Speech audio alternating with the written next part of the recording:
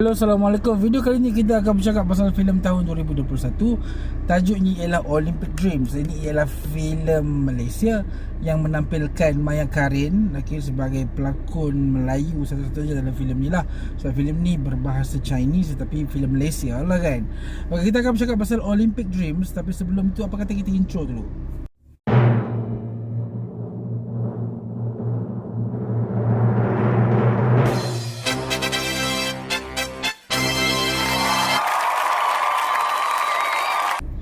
Olympic Dreams merupakan sebuah filem pasal badminton. Filem ni ialah filem fiksional. At first aku ingatkan filem ni ialah filem yang ada biografi. Aku tak tahu sangat lah pasal pemain-pemain badminton ni selain Lee Chong Wei, Rashid Siddiq. Yang lain-lain tu aku tak kenal sangat. Aku expect filem ni ialah filem biografi, tetapi rupa-rupanya ini ialah filem fiksional, tetapi just nak memaparkan tentang impian kita untuk ke Olympics dalam sukan badminton. Filem ni fokus kepada satu watak lah. Seorang perempuan, gadis kecil yang mana dijaga oleh seorang ibu yang mana seorangnya dia ni berbangsa Melayu, watak Maya Karin. So Maya Karin ni memainkan peranan sebagai ibu lah yang menjaga bakal pemain badminton kita ni. So kisah dia daripada dia kecil di zaman persekolahan dia sehingga dia masuk ke akademi dan kemudiannya sampailah dia bertanding hingga untuk melawat Indonesia bagi melayakkan ke Olimpik. Aku tak faham sangat pasal sukan kelayakan so on ni sebab I'm not into sport. Tapi aku tonton filem ni satu untuk melihat Maya Karin first dalam sebuah filem yang menampilkan dia satu-satunya sebagai pelakon Melayu dalam filem ni, dan apakah kekuatan filem ni sehingga filem ni menang awards. Bagi aku, I'm sorry to say, Olympic Dreams tak mencapai satu ke tahap sebuah filem sukan yang betul-betul sukan. Aku expect filem ni akan jadi hebat. At least lah ada satu game badminton yang mana boleh aku tonton tanpa aku rasa bosan.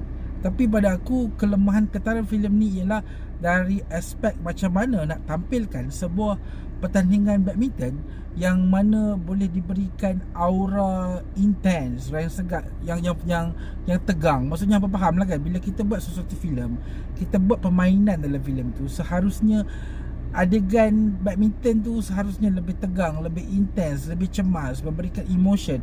Tetapi babak-babak tersebut tidak berjaya sampai sebagai sebuah babak yang betul-betul tegang, betul-betul cemas, tetapi ia sekadar sebuah babak bermain badminton yang biasa. So itu pun dah nampak dah kekurangan filem ni. Dan aku rasa perkara yang menjadikan filem ni agak kurang ialah macam mana pengembangan watak utama kita. Watak utama kita ni pada aku boleh di-develop dengan bagus, di-develop dengan baik. Tetapi sayangnya filem ni tak berjaya memberikan apa yang kita nak lah. Sebab starting from the beginning, aku dah nampak lah filem ni starting point dia pasal budak ni anak orang miskin, anak Melayu celup, lepas tu kena bully. Itu bagus. Tapi bila dia dah start membesar, elemen tu dah start hilang dan kita tak nampak apakah cabaran dia di dalam akademi yang pada aku memberikan macam satu rasa lah bila kita tengok dia fight untuk ending tu, final dengan Indonesia tu, at least kita akan rasa feeling tu. So benda tu tak ada. Mungkin filem ni terlalu nak bermain dengan realiti sehingga kan kita tak dapat nak rasa antagonisnya siapa watak jahat dia. So mungkin dalam elemen ni kita boleh rujuk kepada filem-filem India lah, filem-filem Tamil, filem-filem Bollywood. For example macam filem Amir Khan tu.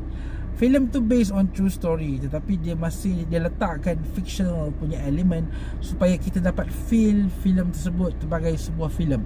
So it end up sebagai sebuah filem yang macam orang tak tahu filem ni betul atau tak and so on. Tetapi kita dapat enjoy filem tu sebagai sebuah filem dan orang akan cari sama ada kejadian tu benar atau tak.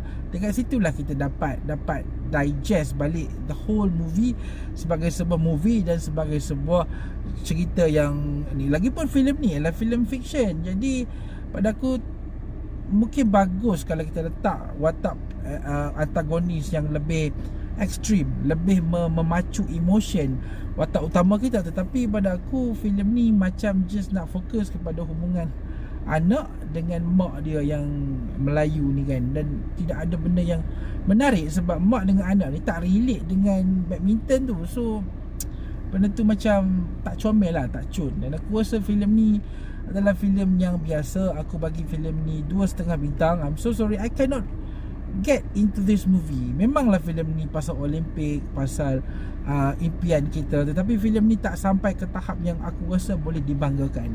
Okay, dan aku bagi filem ni 2.5 bintang. Macam aku cakap tadi, filem ni boleh tonton dekat, ketika aku buat review ni lah, aku tonton dekat Astrogo.